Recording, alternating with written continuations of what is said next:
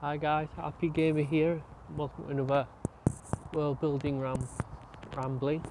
But today I'm going to be talking about culture and how we bring it into the world and what exactly we mean by cultures. So to me, culture is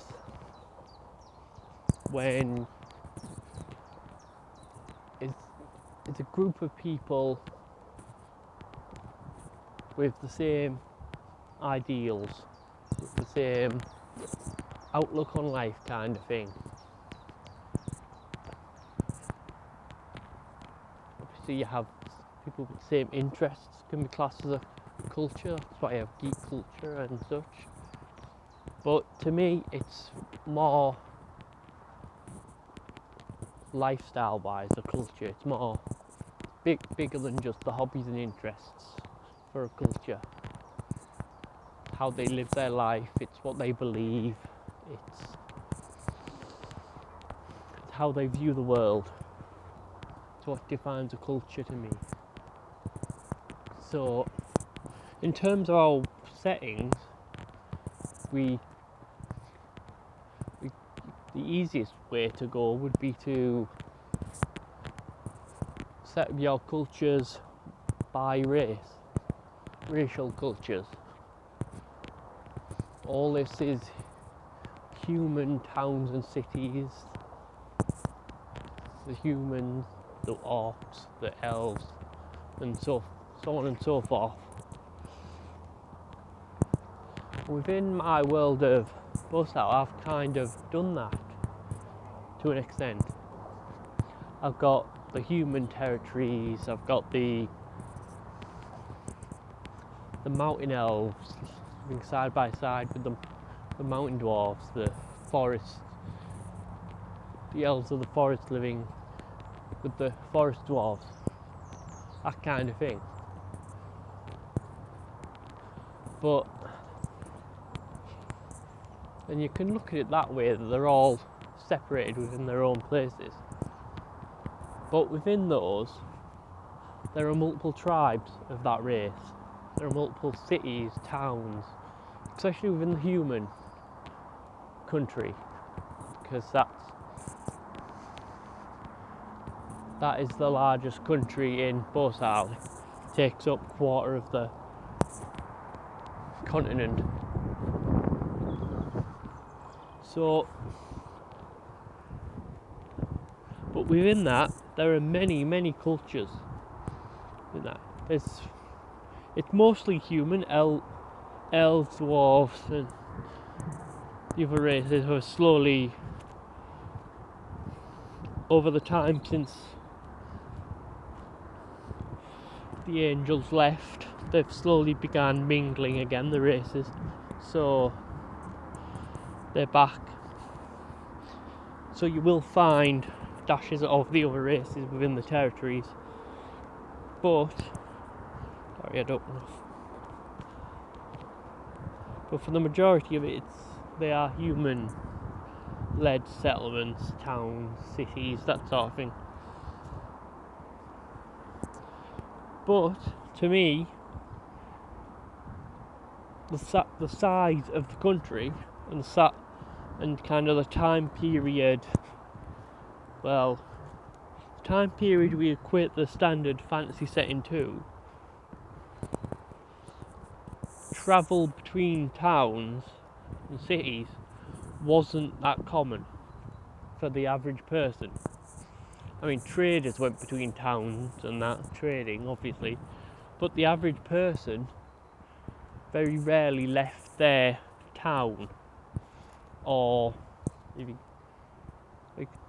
or expand that out to their local region. So maybe there was a small handful of towns that they would travel to between. But for the majority of it, like take England for example, the majority of the north in kind of the late Middle Ages time, they could not tell you where London was. They couldn't tell you what it was like at London. Hardly anyone from the north had ever been south. So, and to them, there's a completely different culture. There still is a completely different culture between the north and the south. Even between the two towns, which I call home Thornaby here, and Sunderland, where my kids are, they're like 40 minutes, well, not even that, half an hour down the road from each other. And they're completely different cultures, completely different accents, completely different way of living. Not completely different, because we all live sort of the same way nowadays, but you know what I mean. It's, you go there and they act and they talk differently to here, and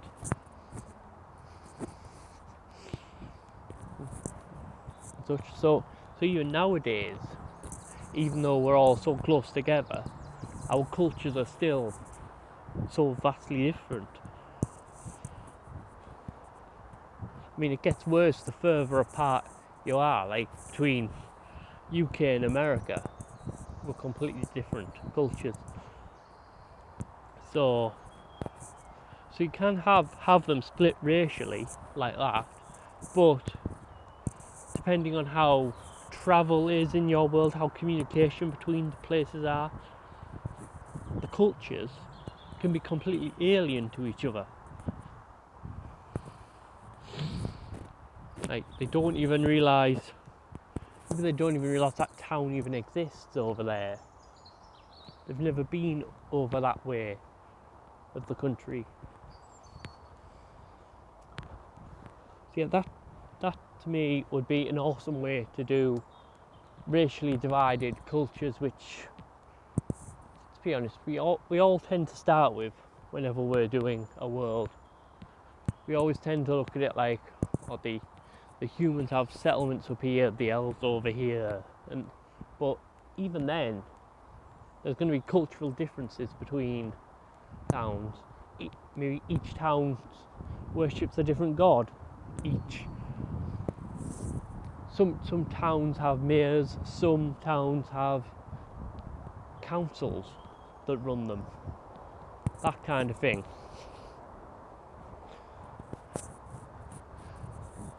I mean, it doesn't have to just be each town having a different culture. Like, just regions could have different cultures, like the north of England to the south of England, kind of thing. But don't think that just because they're of the same race, they have to be of the same culture, because they don't.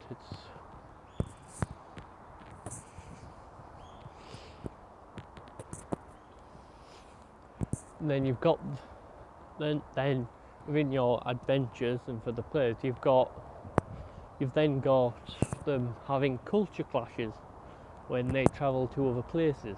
Like, it's completely in the culture here, it's completely normal to do something which your culture looks badly upon.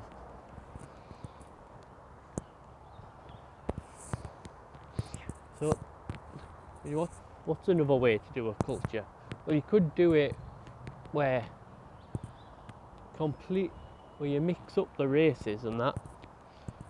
I mean, in my world of Beraldale, it's a world of Pokemon, so kind of look at it that way, but you kind of have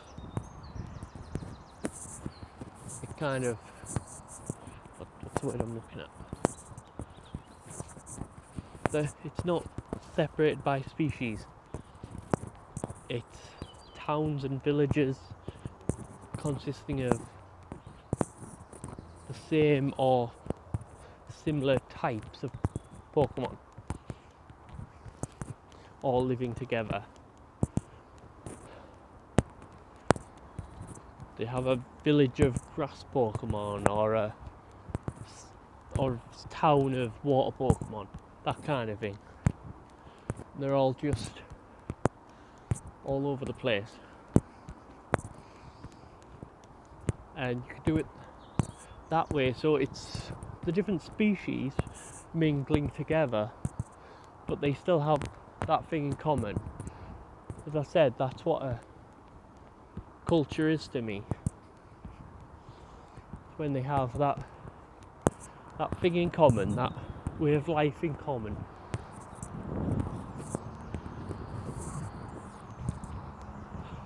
But I also have, I'm a bit out of breath because I've still got the cold, but they still have I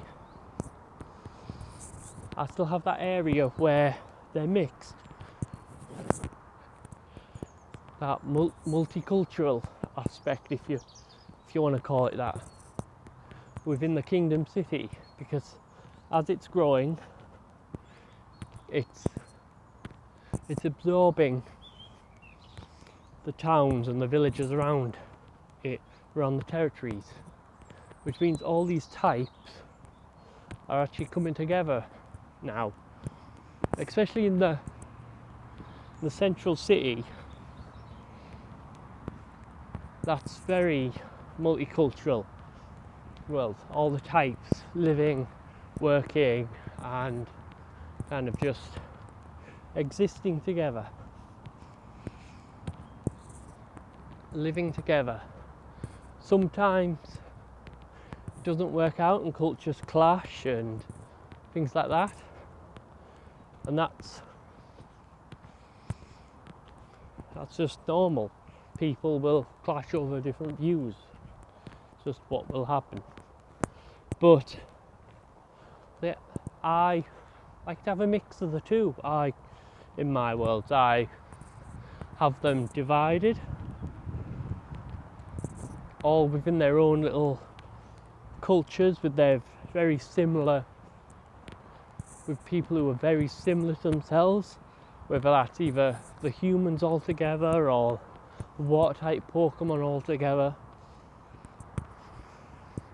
But then I throw in an aspect of them all coexisting, all mingling, all together, because then you show kind of the parallels of how life is when you're separated and when you're together, and that's how I view it. I'm not sure, but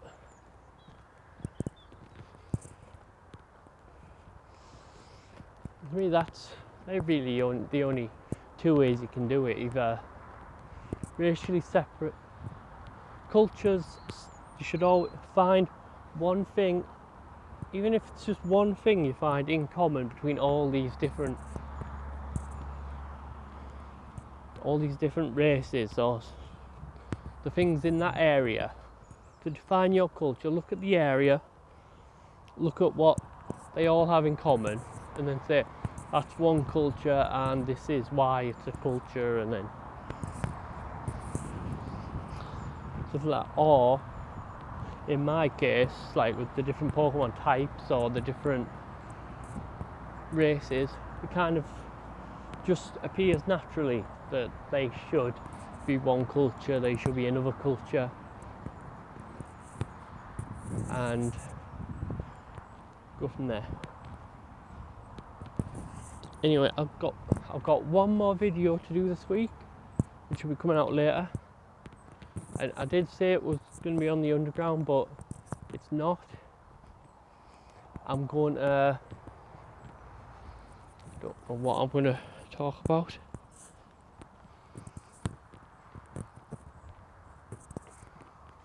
I will probably talk about, well, I've talked about defining cultures, so I'm going to talk about defining countries in your world.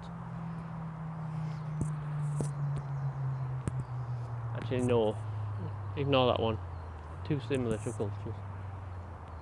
Anyway, look out for my next video. It'll be coming up soon, and I really wish I could edit these videos.